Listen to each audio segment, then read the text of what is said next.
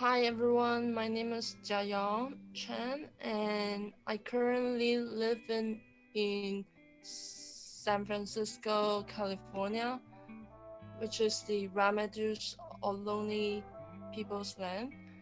I'm currently living in the Bay Area working with a housing development corporations working on tending their gardens and rooftop gardens and community farms. Working in a specifically low-income neighborhoods, tending their gardens specifically to provide healthy organic food for low-income families, and also providing a therapeutic garden space for everyone, seniors, children, and families, as a space to gather and to host meetings and to learn about regenerative agriculture, about growing healthy food. And I'm a student at MESA's Training in Applied Agroecology TAAP program, cohort 6. And today I'm going to present a presentation on polycultures and crop rotations.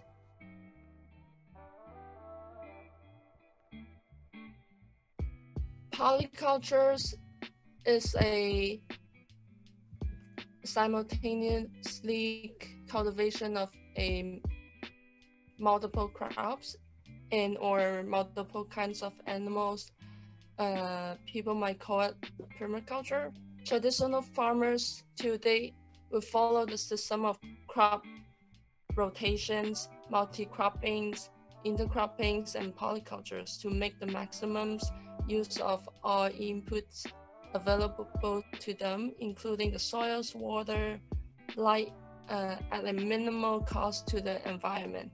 So people will use these techniques to enhance the production of the crops at a minimal cost. Crop rotation is a method, is a practice of planting different crops sequentially on the same plot of land to improve soil health, optimize nutrients in the soils, and combat pests and weed control. As you can see on the pictures on the right, it's just a simple examples, especially large farms growing corn will use.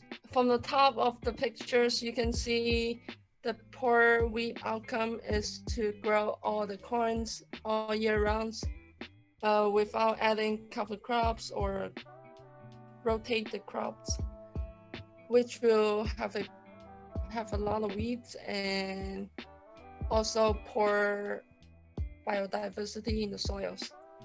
At the bottom of the pictures, you'll see the best wheat outcome is to grow corn, wheat, soybean, alfalfa for a couple years.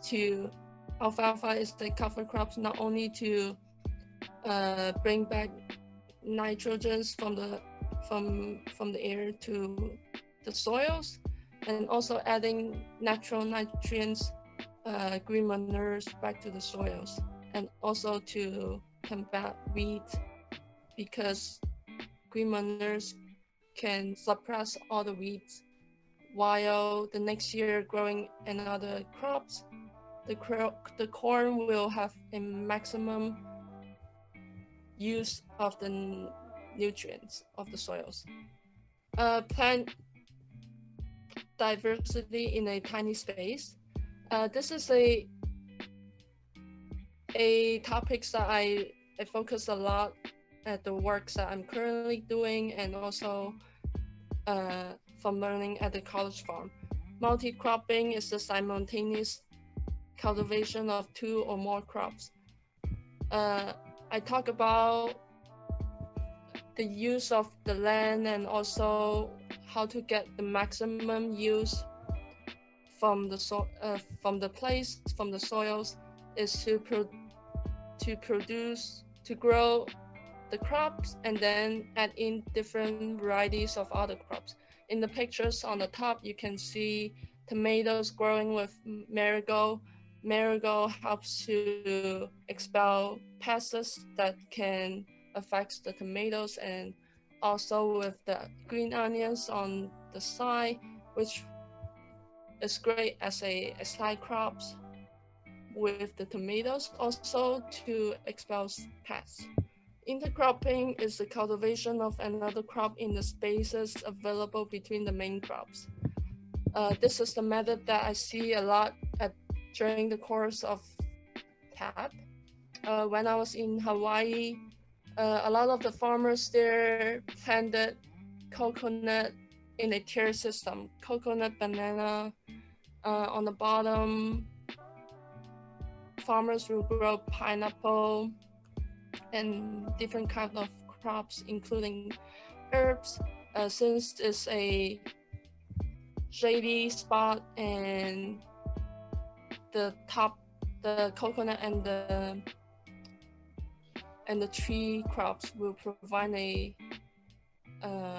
umbrella shape to provide some of the shape, and also when the leaves drop, it will become natural compost for the crops on the bottom.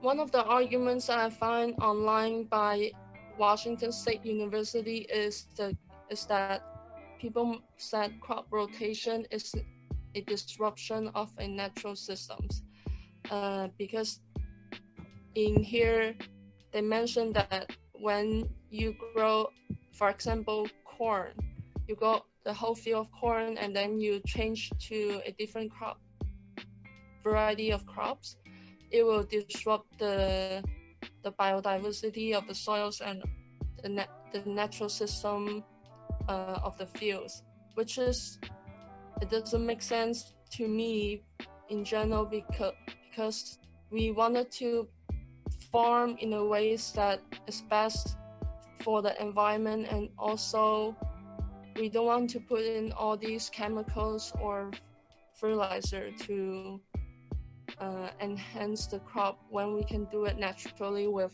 crop rotation, with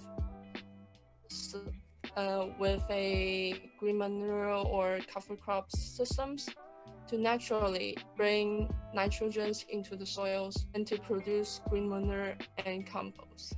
Some of the research here with my job is on the left, you can see a bed with different varieties of plants intermixing together in a small raised bed. This is a system that I just described. It's called intercropping. It's the really common methods of gardening. So on the right, you can see all this one variety in one raised bed. I have found that through my work on the right-hand side produce the highest yield, while the left side is more prettier, but the crops doesn't produce as much, which is okay. It depends on what you would like. Sometimes on the left side, it will have less pests because plants varieties doing with each others, they will have less pests, but the yield is slightly different compared to the left. And this is my references throughout this course and for the presentation. These three books on the right, I really recommend that: Miraculous Abundance, Gaia's Gardens, and Square Foot Gardening. Thank you for listening. You can contact me if you have any questions through email, Instagram, and LinkedIn.